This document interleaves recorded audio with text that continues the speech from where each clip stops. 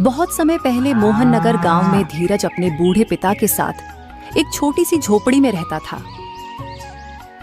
धीरज की मां का कोई बीमारी के कारण कुछ सालों पहले देहांत हो गया था। तब से धीरज अपने पिता के साथ अकेले ही रहता है। धीरज बहुत ही आलसी लड़का था। वह दिन भर बस अपने कमरे में सोया रहता था और कोई काम नहीं करता था। घर का सारा खर्चा उसके पिताजी ही उठाते थे। वह दिन भर दूसरे के खेतों में काम करते थे, लेकिन अब वह भी बूढ़े हो चुके थे। अब वो ज्यादा काम नहीं कर पाते थे। एक दिन धीरज के पिताजी काम करके घर वापस लौटते हैं तो देखते हैं कि धीरज अभी तक सो रहा है।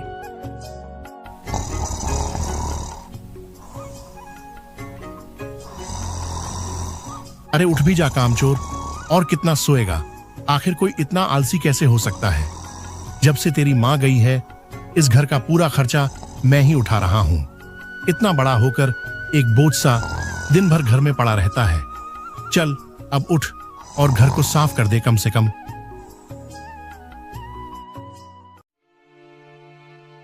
अरे पिताजी, आप तो मुझे सुबह सुबह आराम भी नहीं करने देते। अरे मूर्ख, दोपहर के 2 बज रहे हैं और मैं अभी घर पर खाना खाने आया हूँ, और तू कह रहा है कि सुबह हो रही है। पिताजी, क्या आप सच कह रहे हैं? दोपहर के 2 बज गए और आप घर पे खाना खाने आए हैं? मुझे तो समय का पता ही नहीं चला।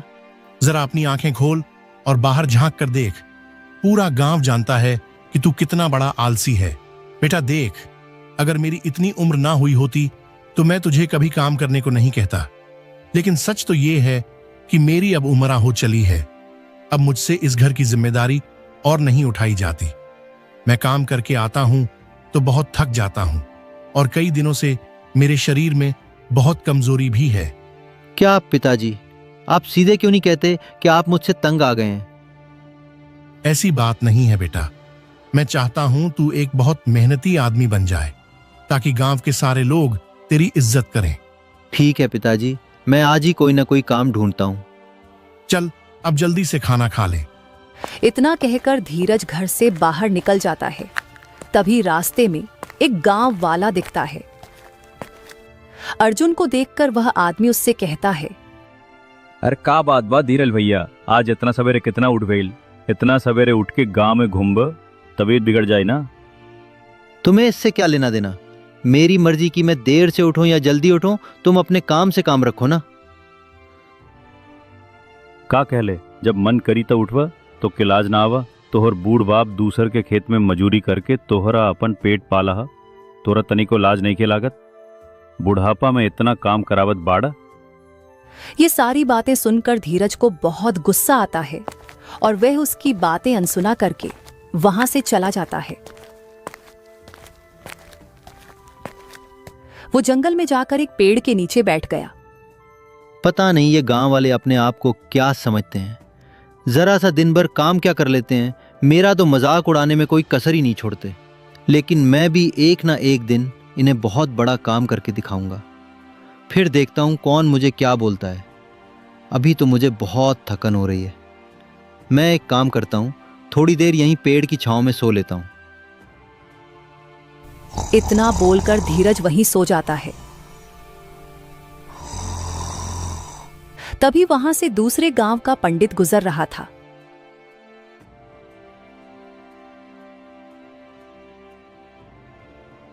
क्या मूर्ख इंसान है? काम करने के बजाय यहां आराम से सो रहा है। तुझे कोई काम नहीं है क्या? पंडित की बात सुनकर धीरज की आंख खुल जाती है और वह उठकर बोलता है, अरे पंडित जी, दिक्कत क्या है आपको? आप मुझे शांति से सोने क्यों नहीं दे रहे हैं? मैं काफी दिनों से देख रहा हूं, तुम रोज यहां आकर सो जाते हो। अभी भी वक्त है, सुधर जाओ। मुसीबत तुम्हारे सर पर मंडरा रही है। कैसी मुसीबत है पंडित जी? आप यहां से जाओ ना, मुझे शांति से सोने दो। मैंने तुम्हारे जितना आलसी आदमी अपने जीवन में कभी नहीं देखा। कोई ना कोई काम ढूंढने के बजाय तुम रोज यहां आकर सो जाते हो। अरे नहीं नहीं, ये क्या कह रहे हैं आप? मैं गांव में काम ढूंढने ही निकला था, लेकिन गांव के एक आदमी ने मेरा दिमाग खराब कर दिया। इसलिए बस यहां बैठकर थोड़ा आराम कर रहा था।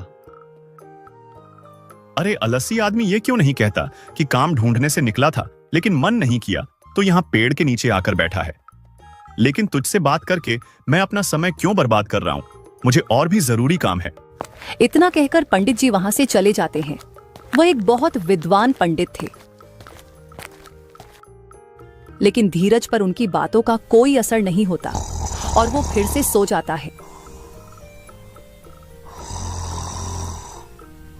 देखते ही देखते शाम हो जाती है और धीरज अपने घर जाता है।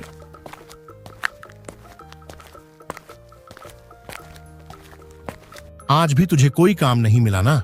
पिताजी, मैं काम ढूंढने ही बाहर निकला था, लेकिन गांव के भोला ने मेरा दिमाग खराब कर दिया। बस इसलिए आज मुझे कोई काम नहीं मिल पाया। बेटा, तू तो रोज ही कोई ना कोई बहाना बनाता है। भला किसी के बोलने से क्या होगा? अगर तूने काम ढूंढा होता तो तुझे जरूर मिल गया होता। पिताजी, आप क्या कहना चाहते हैं?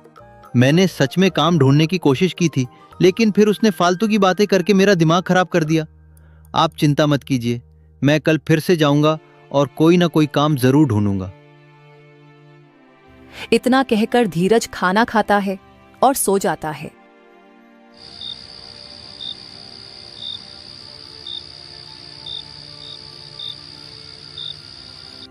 अगले दिन सुबह खाना खाकर धीरज काम की तलाश में निकल जाता है और हमेशा की तरह जंगल में जाकर उसके पेड़ के नीचे सो गया। उसके पिता ने समझा समझाकर थक चुके थे। अब धीरे धीरे उनकी तबीयत भी खराब होने लगी थी। एक दिन धीरज ने उठकर देखा तो उसके पिता अभी तक सो रहे थे।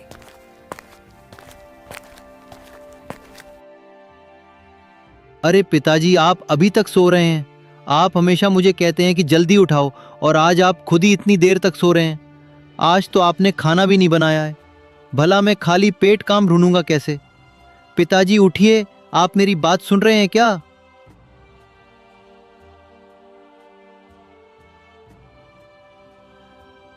अरे धीरज बेटा, आज मेरी तबीयत थोड़ी ज्यादा खराब है।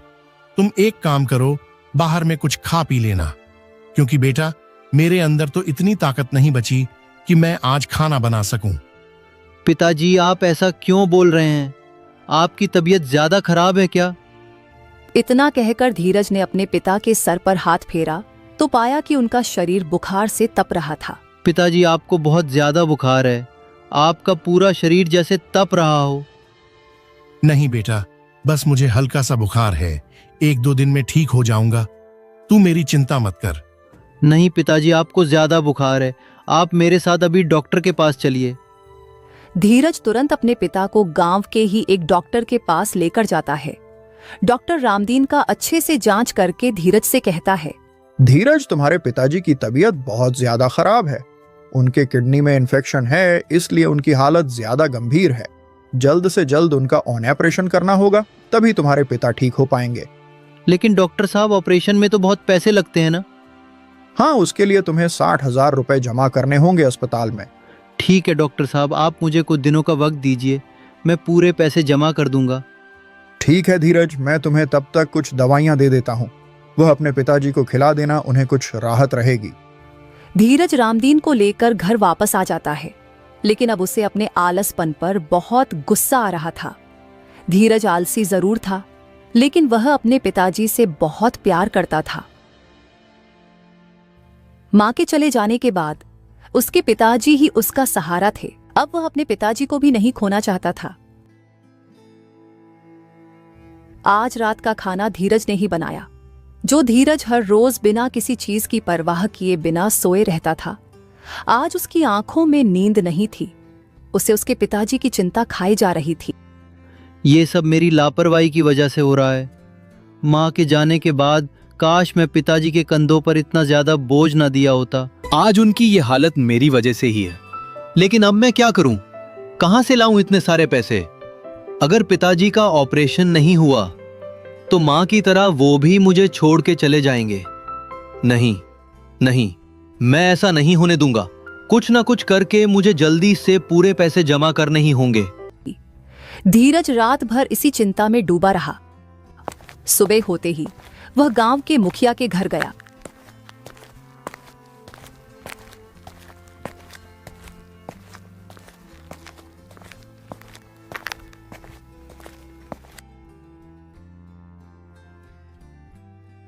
क्या बात है धीरज, तू आज इतनी सुबह सुबह यहाँ कैसे?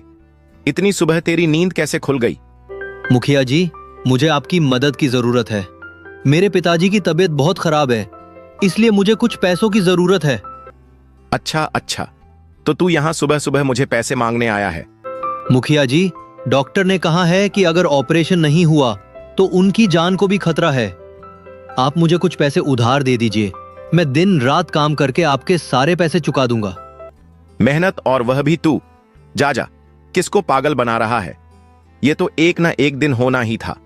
बेचारा राम दिन तुझ जैसे भैंस को इतने दिन से पल रहा था, घर में बैठकर खिला रहा था। बुढ़ापे में इतना काम करेगा तो बीमारी तो होगी ही ना। मुखिया ने धीरज को पैसे देने से साफ मना कर दिया। तब धीरज गांव के एक सेठ के पास जाता है। वह सेठ गांव का सबसे अमीर आदमी था। उसके पास बहुत सारी जमीन थी। गांव का हर व्यक्ति धीरज की आदतों से परिचित था। धीरज को देखते ही सेठ मोहनलाल बोला, अरे वह भाई धीरज, आज तू इतनी जल्दी यहाँ कैसे? सेठ जी, मुझे आपकी मदद की जरूरत है। मेरे पिताजी की तबीयत बहुत खराब है, इसलिए मुझे कुछ पैसों की जरूरत है। सेठ जी, डॉक्टर ने कहा है कि अगर ऑपरेशन नहीं हुआ तो उनकी जान को भी खतरा है। आप मुझे कुछ पैसे उधार दे दीजिए, मैं दिन रात काम करके आपके सारे पैसे चुका दूंगा। कृपया मेरी मदद कर दीजिए। इसके बदले चाहे आप अपने खेतों में मुझे जितने साल भी काम करवा लेना, मैं करने को तैयार हूं। अरे तुझे सुबह सुबह पागल बनाने को नहीं मिला था क्या? तुम्हें यह पूरा गांव जानता है। रोज अपने पिताजी से बोलकर निकलता है कि काम ढूंढने जा रहा हूं और दिन भर जंगल में सोया रहता है। तू खाकर अपनी थाली तो धो नहीं सकता, खेतों में क्या खाक काम करेगा? सेठ की बातें सुनकर धीरज को अपनी आदतों पर बहुत पछतावा होता है और वह निराश मन से वहां से चला जाता है।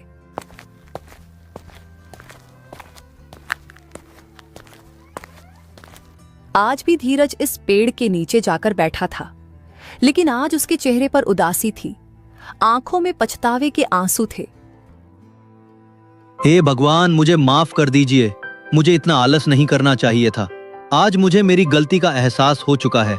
मेरे आलसपन की वजह से आज मुझे गांव में कोई भी काम देने को तैयार नहीं है और पिताजी की तबीयत इतनी ज्यादा खराब है। लेकिन अब मैं क्या करूं? हे भगवान, मेरी मदद कीजिए।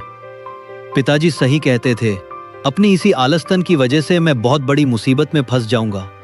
मुझे कोई रास्ता तो दिखाइए भगवान। तभी वह पंडित उस दिन फिर से उसी रास्ते से जा रहा था जिसने उसे दिन धीरज को फटकार लगाई थी। उसने धीरज को रोते हुए देखा तो वहीं रुक गया और उससे बोला, मैंने तुझे कहा था ना, तुम्हारे सर पर बहुत बड़ी मुसीबत मंडरा रही है और तूने मेरी बात को मजाक समझ लिया था। आपने बिल्कुल सही कहा था महाराज। मुझे माफ कर दीजिए। मैं सच में बहुत बड़ी मुसीबत में फंस गया हूँ। मेरे पिताजी की तबीयत बहुत खराब है और गांव में हर किसी ने मेरी मदद करने से इनकार कर दिया है। देख मेरे बच्चे, इस दुनिया में कोई किसी की मदद नहीं करता और तेरी मदद किसी ने इसलिए नहीं की क्योंकि तू बहुत बड़ा आलसी है। उनको इस बात का डर है कि उनके पैसे डूब जाएंगे। अगर आज तो कम कर रहा होता तो तुझे किसी के आगे हाथ नहीं फैलाना पड़ता। आपने बिल्कुल सही कहा, लेकिन आप मुझे मेरी गलती पर बहुत पछतावा हो रहा है। मैं पिताजी को खोना नहीं चाहता। उन्होंने कभी मुझे माँ की कमी महसूस नहीं होने दी। ब्राह्मण ने देखा कि धीरज को सच में अपनी गलती पर पछतावा हो रहा था और वह अपनी गलती सुधारना चाहता था। इसलिए ब्राह्मण ने एक छोटी सी पोटली निकाली और धीरज को देते हुए कहा, धीरज, इस पोटली में जादुई भस्म है। इस भस्म को तुम हमेशा अपने पास रखना। इससे तुम्हारा सारा आलसपन दूर हो जाएगा और तुम्हारे अंदर इतनी ताकत आ जाएगी कि तुम जानवरों की तरह दिन रात काम करके अपने पिता के इलाज के लिए बहुत जल्दी पैसे जोड़ लोगे। महाराज, क्या ऐसा सच में मुमकिन है? आपने मेरी इतनी मदद की है तो कृपया मुझे इतना बता दीजिए कि मैं कौन सा काम करूं जिससे मैं पैसे जोड़ पाऊं, क्योंकि इस गांव में तो मुझे कोई भी काम देने वाला नहीं है। वह सब तुम इस भस्म पर छोड़ दो। इसे अपने पास रखना, तुम्हें रास्ता खुद ब खुद मिलता जाएगा। जैसे कि अभी तुम यहाँ जंगल में हो तो तुम्हें ढेर सारी लड़कियां मिल जाएंगी और उन्हें बाजार में बेचकर कुछ पैसे तो मिल ही जाएंगे। और यहाँ से कुछ दूर जाने पर बहुत सारे फलों के पेड़ मिलेंगे। उन फलों को तोड़कर भी तुम बाजार में बेच सकते हो। धीरज ने वे भस्म अपने पास रख लिया और ब्राह्मण वहां से मुस्कुराते हुए चला गया। पंडित के कहे अनुसार धीरज ने लकड़ियां जमा करना शुरू कर दिया और थोड़ी ही देर में उसने बहुत सारी लकड़ी जमा कर ली।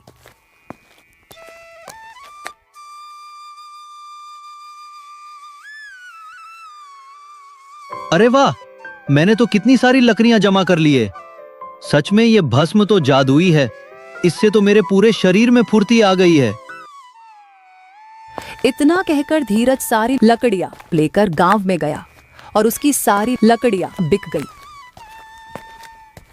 शाम को धीरज घर आया और उसने पैसे जोड़े तो पाया कि आज लकड़ियां और फलों को बेचकर उसे पूरे 5,000 रुपये मिल चुके थे। ऐसे तो मैं बहुत जल्दी और 55,000 रुपए जमा कर लूंगा। अब कल से मैं और दोगुना काम करूंगा ताकि पिताजी का इलाज जल्दी से जल्दी कर सकूं। अगले दिन सुबह होते हैं धीरज जंगल से लकड़ियां लेकर गांव में आ गया। इस तरह से धीरज को दिन रात काम करते देख गांव वाले हैरान थे।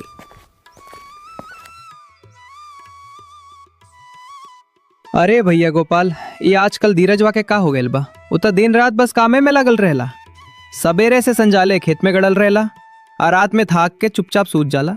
हम त कहता नहीं ई कुछ बात बा जेकरा से ये ऐसन हो गइल बा। का जाने प्रेम में फंस गल बा कि भी आके टेंशन बा। अरे ना भैया, ये सब तो बस दिखावा हा। कुछ दिन पहले हम बात कही नहीं तो हम परे बौखला गए रहले। दिन रात जानवरों की तरह काम करके 1-2 हफ्ते में ही धीरज ने 50,000 रुपये जमा कर लिए थे।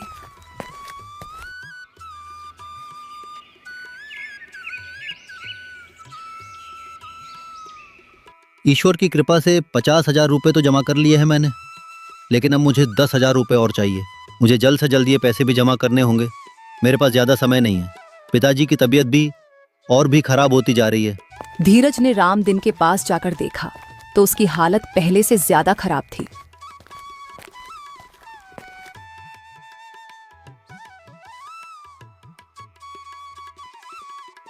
खांसी ने राम दिन को अंदर से और तोड़कर रखा था। वह बहुत कमजोर हो चुका था। ये सब देखकर धीरज और चिंतित हो गया।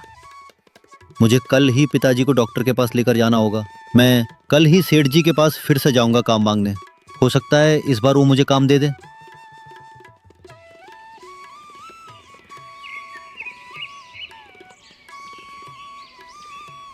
अगले दिन फिर से धीरज सेठ के पास जाता है। सेठ जी, उस दिन तो आपने मुझे आलसी कहकर भगा दिया था, लेकिन मैंने पूरी मेहनत करके 50,000 रुपए जमा कर लिए हैं। अब सिर्फ 10,000 रुपए घाट रहे हैं मालिक। कृपया मेरे पिताजी के जान के खातिर मुझे काम दे दीजिए। उनकी तबीयत बिगड़ी जा रही है। मैं दिन रात काम करूंगा मालिक। कृपया मुझे कम पर रख लीजिए। अच्छा ठीक है धीरज, मैं तुम्हें पैसे तो दे दूंगा, लेकिन उसके लिए मेरी एक शर्त है। तुम्हें मेरे खेतों को जोतना पड़ेगा। जितने बीघा खेत तुम जोतोगे उतने 1,000 रुपए में तुम्हें दूंगा। मंजूर है तो बोलो। ठीक है मालिक, तो मैं अभी से ही काम शुरू कर देता हूं। आपका बहुत बहुत धन्यवाद मालिक। दिल में अपने पिताजी को बचाने की उम्मीद लिए हुए धीरज खेतों में हल चलाना शुरू कर देता है। दिन भर बिना आराम किया वह खेतों में काम करता रहा। उसकी मेहनत का पसीना यह गवाही दे रहा था कि उसके दिल में पछतावे की आग जल रही है। दिल में अपने पिताजी की जान बचाने की आस लिए हुए वह काम करता रहा। सुबह से शाम हो गई, लेकिन धीरज अभी भी काम कर रहा था।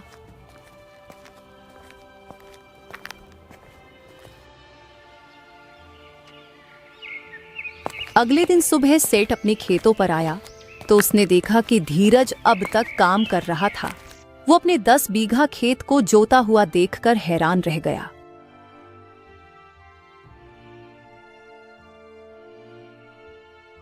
अरे वह लड़के, तू इतनी मेहनत करेगा मैंने सोचा भी नहीं था। तूने कल से बिना आराम किए मेरे 10 बीघा खेत को जोत दिया। मैं तुम्हारे काम से बहुत खुश हूं। आज मैं तुम्हें 15,000 रुपये दूंगा। आज ही तुम अपने पिताजी का इलाज करवा लो। धीरज तुरंत वह पैसे लेकर अस्पताल में डॉक्टर के पास जमा कर देता है और अपने पिताजी का इलाज करवाता है। कुछ दिन बाद ही धीरज के पिता पूरी तरह से ठीक हो जाते हैं। बेटा, आज मुझे बहुत गर्व हो रहा है तुझ पर।